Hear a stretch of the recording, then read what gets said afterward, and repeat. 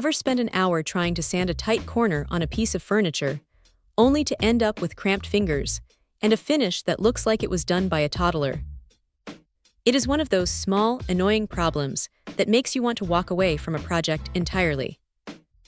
That is where this little yellow gadget comes in.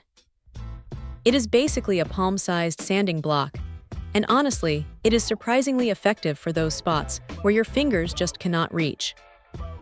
At about 2.5 inches long, it is small enough to tuck into those awkward gaps between railings or vertical slats without feeling like you are fighting the tool. The build is pretty straightforward. It is made from a lightweight composite material, which is a nice touch because it does not add any unnecessary weight during those long, tedious sanding sessions. The shape is actually quite clever. It has this narrow, sloped profile that lets you put your index finger right on top, giving you a surprising amount of control over the pressure.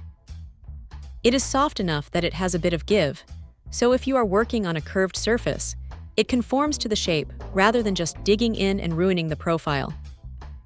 Now, the kit comes with 50 pre-cut strips of gold hook and loop sandpaper, which is a generous amount to get started. Changing them out is a breeze. You just peel one off and slap the next one on. It takes maybe 3 seconds, which is a huge relief compared to messing with adhesive sheets or trying to fold standard sandpaper into a tiny square. The grit range is solid too, covering everything from 80 for the heavy lifting up to 400 for that final, smooth polish. The strips are even labeled on the back, so you are not left guessing which one you are grabbing in the middle of a project. If there is a downside, it is that because it is so small, it is definitely not meant for large, flat surfaces.